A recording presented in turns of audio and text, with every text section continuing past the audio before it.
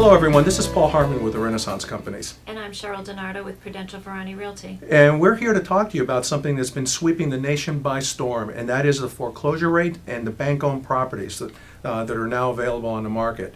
The exciting thing about this actually is that with all the bank-owned properties that are available is that you can actually purchase these for 50 to 60 cents on the dollar.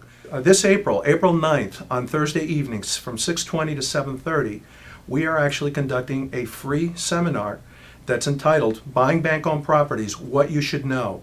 I have my little crib sheet here because we have a lot of topics that Cheryl and her partner Steve are going to be covering. But one of the things that we are going to be talking about is the state of affairs as far as what's going on with the economy. We're going to be talking about these real estate opportunities that I just mentioned and how they actually affect you. In addition to that, one of the very common questions that we're hit with on a regular basis is, what is the difference between buying a bank-owned property versus attending a foreclosure? So we're going to be dispelling a lot of the myths about foreclosures. Also, financing. Contrary to popular belief, I know that we've experienced a credit crunch. You can use OPM, other people's money. There's plenty of programs available out there. This is a call to action, folks, especially for those of you who are first-time home buyers. For investors, even if you're not a first-time home buyer, the opportunities, I just cannot begin to emphasize how strong they are right now. Also identifying what makes a property ideal in terms of your particular situation. How to select a property. In other words, what kind of criteria you should be looking at. In addition to that, how to manage your expectations. And then choosing to work with a specialist versus the traditional agent. Is that something that you should be considering or not? We're going to be going over critical tips, and then more importantly, one of the things that my friend Cheryl is going to be going over, during the seminar, is also giving you an actual action checklist. That once you're armed with this very valuable information, how you can actually hit the ground running. So, Cheryl, let me ask you a question. As far as buying a bank-owned properties, what is probably some of the distinguishable differences, or what is like one key tip for our sake, for our viewers today that we can talk about? One of the things, you mentioned something about inspections before. Correct. I think inspections are very critical. Oftentimes these properties have been not maintained because the owners are in a financial situation, so inspections are very important. So is that something that someone needs to be worrying about in terms of the condition of the property? I wouldn't say worry, but do your due diligence.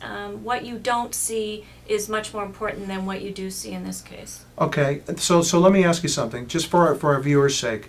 I know that if I'm buying a property, the traditional route that was not bank-owned, most of us would go through, and I know that you encourage most of your clients to go through an inspection process to make sure that the things that you don't see, are in fact covered. How is the process of the actual inspection process different? With a bank-owned property, what are some of the things that we need to look out for? Potential danger traps, if you will. There could be water issues where there would be mold, plumbing and electrical issues because the electricity's been turned off.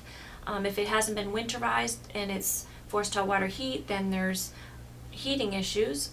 So these are all things that you just really want to make a point to have inspected. And tell me about the seller disclosure. You had mentioned that's actually what kind of kickstarts everything off. Right. What's the liability to the bank versus, let's say, traditional buyer? All right.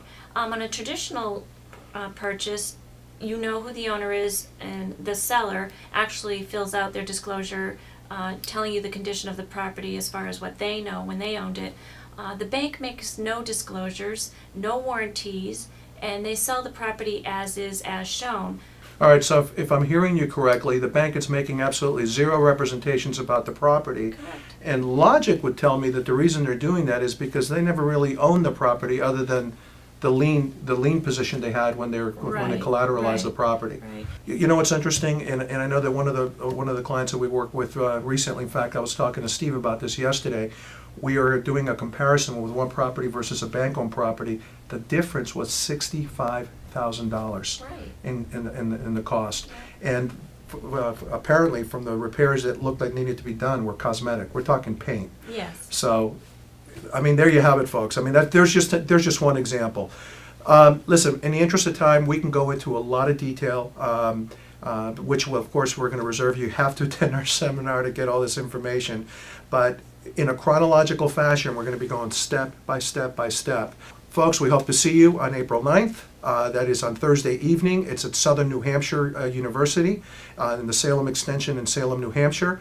You'll notice in the bottom of your screen there's been a little ticker there telling you how to register. It's www.rencompanies.com, or you can contact us directly at 1-800-459-6327 if you'd like more information. And Cheryl has so graciously offered also to take personal phone calls at 603. 845-2219. So that's 603-845-2219. You can contact Cheryl directly, and we'll be happy to answer any questions prior to the event. Look forward to seeing you there. Have a great day.